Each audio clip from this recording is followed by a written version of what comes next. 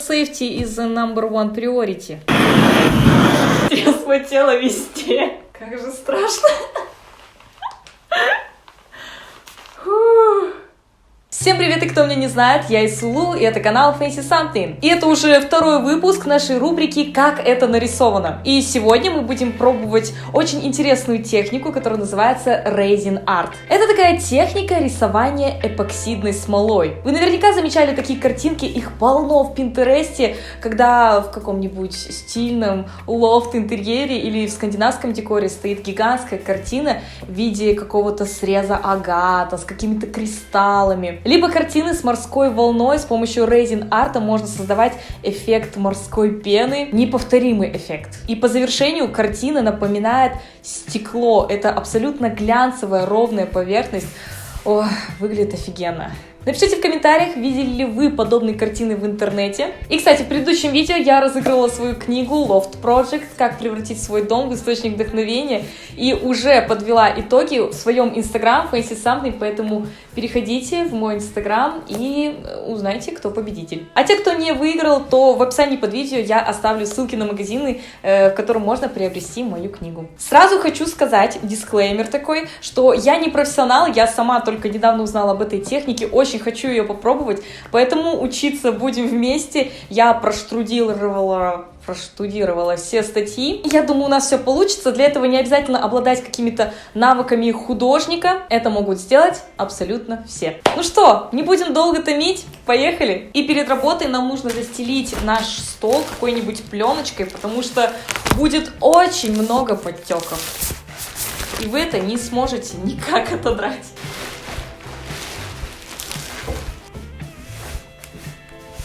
Теперь давайте поговорим о поверхности, на которой мы, собственно, будем рисовать, выполнять технику Resin Art. Это должна быть твердая, ровная поверхность. Это может быть фанера на подрамнике. У меня такой не нашлось. В общем, я дома откопала вот такой вот... показать вам нет. Это кухонный фасад. Раньше это был планшет для рисования на футболках. В общем, тут все так пропечаталось. Вот. И я хочу использовать его для картины. И перед началом его необходимо загрунтовать. Не бойтесь слова загрунтовать. Нужно просто покрыть белой акриловой краской. И краска обязательно должна быть белого цвета, чтобы не искажался цвет эпоксидной смолы. И давайте вам покажу, что нам в принципе понадобится. Это сама эпоксидная смола. Она состоит из двух компонентов. Это, собственно, самой смолы и затвердителя. Они продаются в комплекте.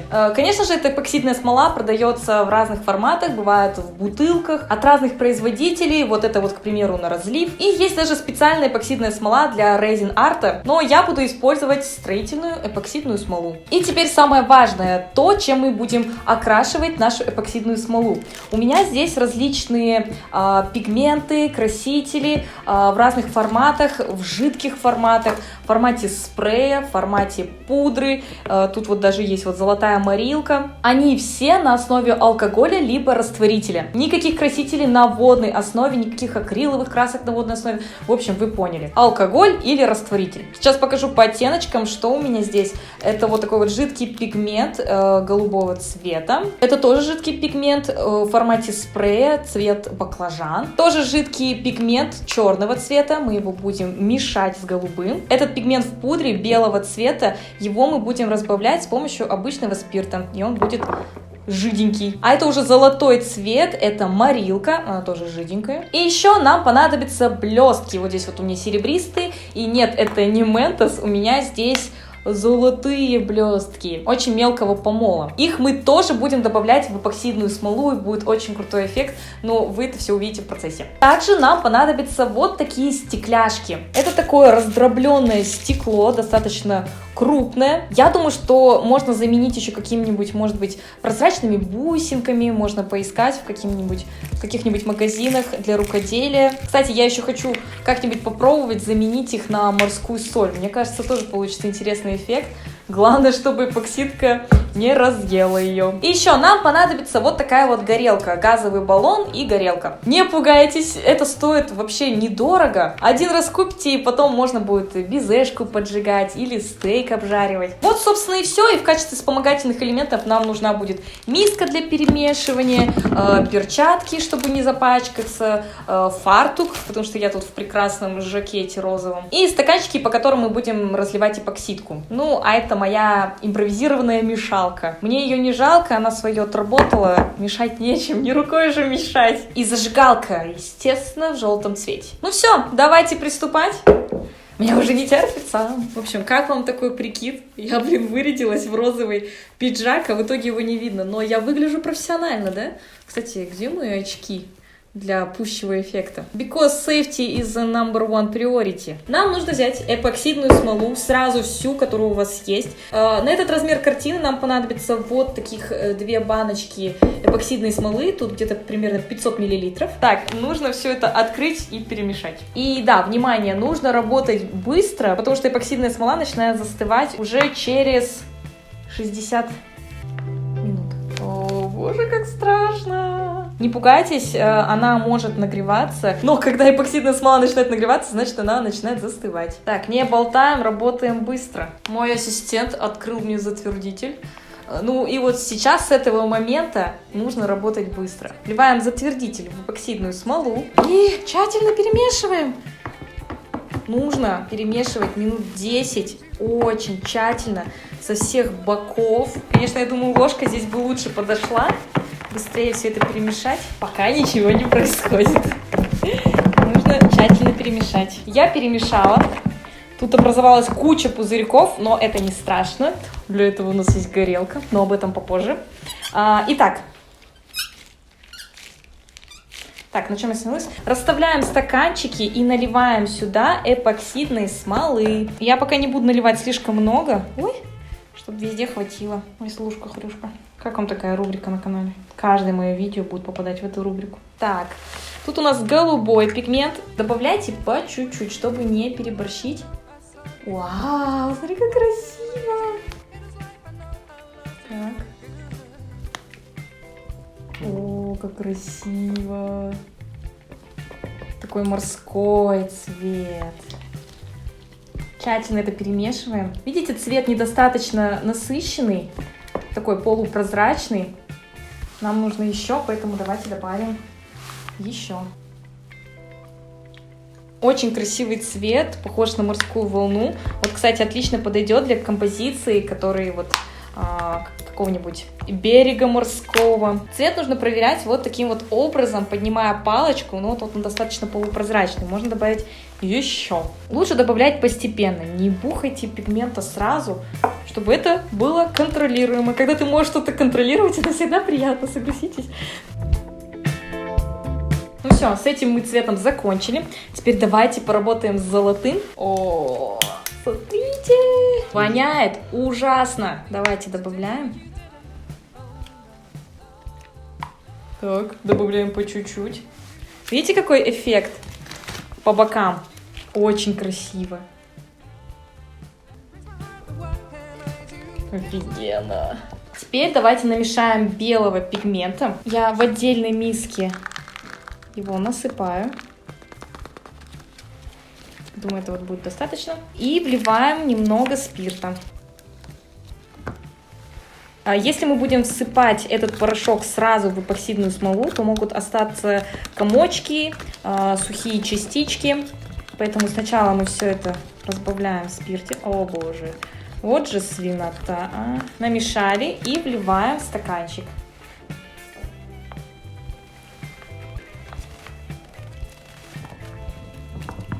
Тщательно перемешиваем. Вау, смотрите, какой плотный белый цвет. То, что нужно. Похоже на сметану. Так и хочется облизнуть. Но лучше этого делать не нужно. Белый цвет готов. Теперь давайте замешаем темно-синий цвет и смешаем голубой и черный.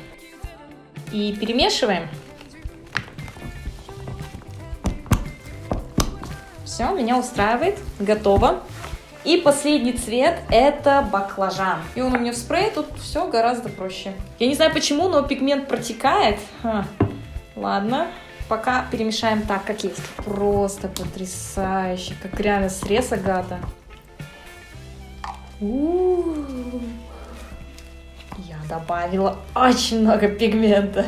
Фиолетовый цвет мы тоже намешали. Посмотрите, это просто потрясающе. И теперь в эти пигменты я хочу добавить блесток. Это нужно делать сразу, на этапе перемешивания. Можно добавить блестки во все пигменты сразу, либо, если вы хотите, чтобы какие-то слои были с блестками, какие-то нет, то выбирайте. Вау, посмотри, это так красиво.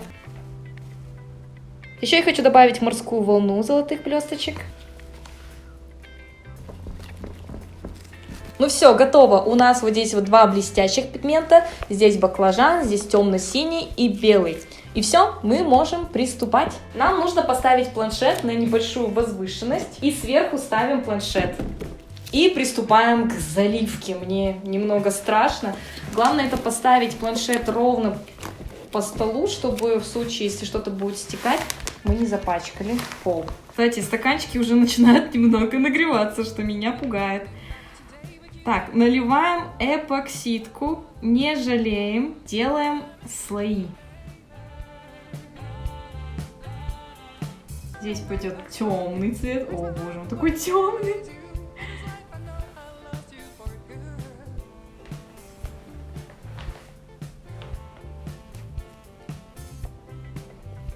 Сюда мы плеснем белого цвета. Стаканчики уже нагреваются, прикиньте.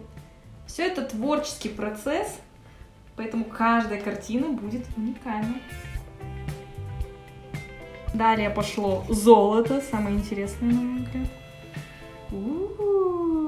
Прям мед.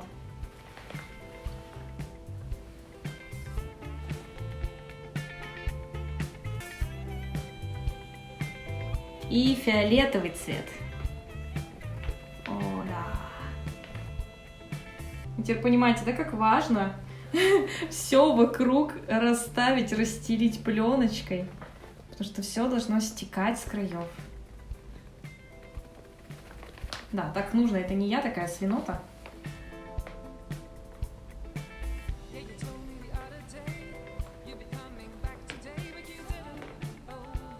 Теперь уже доливаем остатки в пустых местах.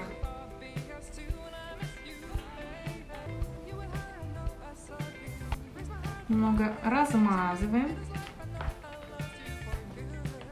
Теперь берем фен и раздуваем рисунок. Сейчас будет очень громко шуметь, поэтому следите за процессом. Как только подносишь фен к картине, смола неохотно двигается. Нужно подождать пару секунд, пока она размягчится, и пойдут такие волны. Не волнуйтесь, картина не застынет с такими волнами, все самовыравнивается. Когда дуешь на светлую смолу по краю, получается эффект пены, очень красиво. А когда смола немножечко постоит, то в этих местах образовываются маленькие пузырьки, похожие на пену. И таким образом раздуваем все по картине. Совет: когда будете разливать смолу, учитывайте смешивание цветов. Видите, голубой и оранжевый, они разлиты рядом. И когда дуешь феном, эти цвета смешиваются и получается зеленый цвет. Мне очень нравится, и в данной картине это очень уместно. Но если вы этого не хотите, думайте об этом заранее. Вы только посмотрите на эти волны. Так красиво. Кстати, если на фен наденете насадку, контролировать все вам будет гораздо удобнее. Свою насадку я потеряла когда-то давно. Еще один совет. Лучший эффект получается, когда вы надуваете светлый оттенок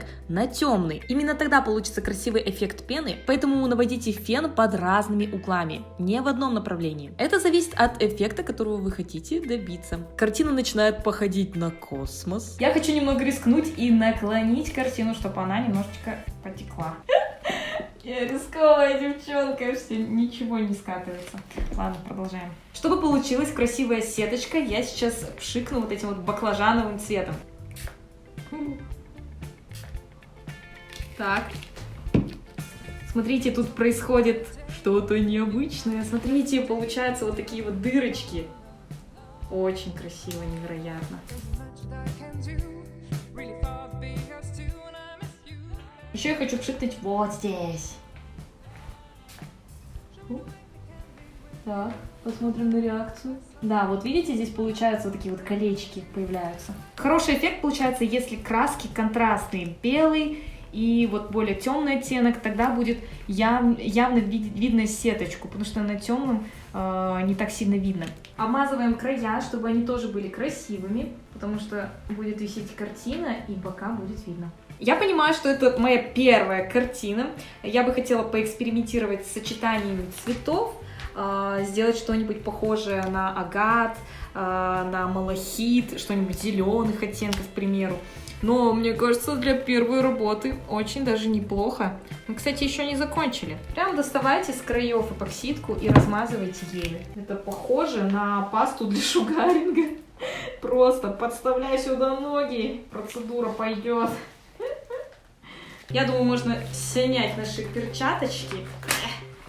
Так, готово. Кстати, у меня здесь осталось немного эпоксидки. Я думаю, можно намазать сюда. Так. В качестве контраста, знаете? Да, мне кажется, так стало лучше. Вот эти вот контрастные линии. Очень красиво смотрится. Видите, эпоксидка начинает тянуться, значит, идет процесс застывания. Теперь давайте добавим камней.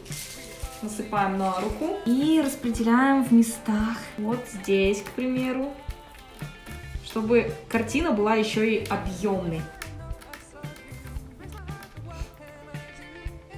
Так. Желательно сосредотачивать камни в одном месте, такими вот группками.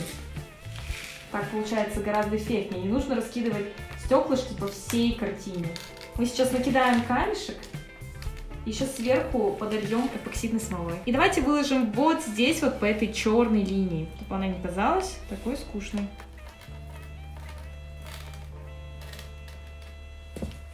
Мне кажется, такую картину может сделать вообще абсолютно человек, который не обладает никакими знаниями, потому что здесь все такое абстрактное. Эпоксидная смола сама растекается как нужно. Как красиво!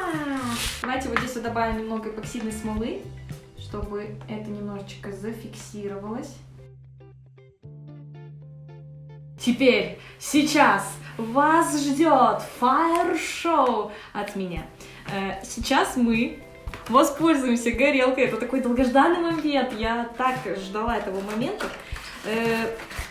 Мы сейчас будем огнем тут все разжигать, короче, будем. Так. В описании ссылка, куда скидывать деньги на квартиру. И на лечение, да? Блин, мне сейчас понадобится помощь Монтай, чтобы засунуть эту штуку вот сюда. Монтай.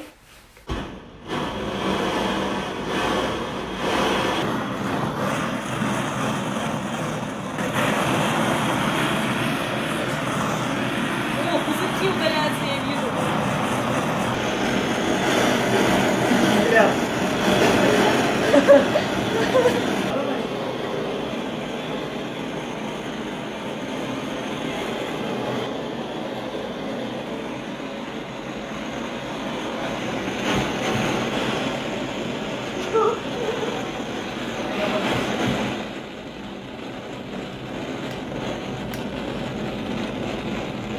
Нет, так, видно?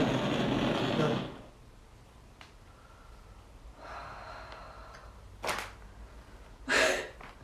Я теперь вспотела не только в этом месте, я вспотела везде. Как же страшно.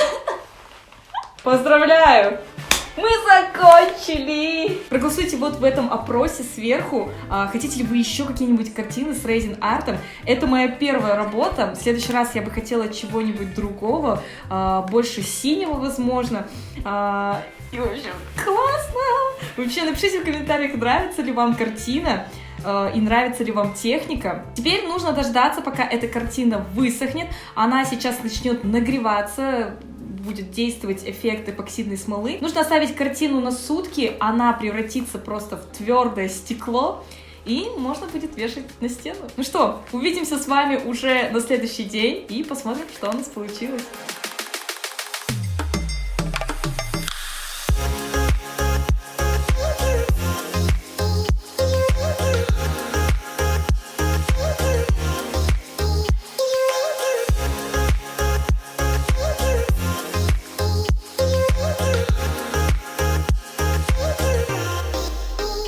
Ну вот и все, надеюсь, вам вам понравилась эта техника, понравился второй выпуск, как это нарисовано, понравилась техника Raising Art. Я буду с нетерпением ждать ваших комментариев. Ну а вы подписывайтесь на мой инстаграм Fancy Something. Посмотрите, как эта картина выглядит в моем интерьере. Подписывайтесь на мой канал Fancy Something, на мой второй канал Айслу Нуртаева. Это последнее видео на канале, обязательно посмотрите. А здесь видео с рубрикой Копипаста. Кто не смотрел, обязательно к просмотру. Ну а я с вами прощаюсь, и мы увидимся с вами в следующем видео. Всех целую, всем пока!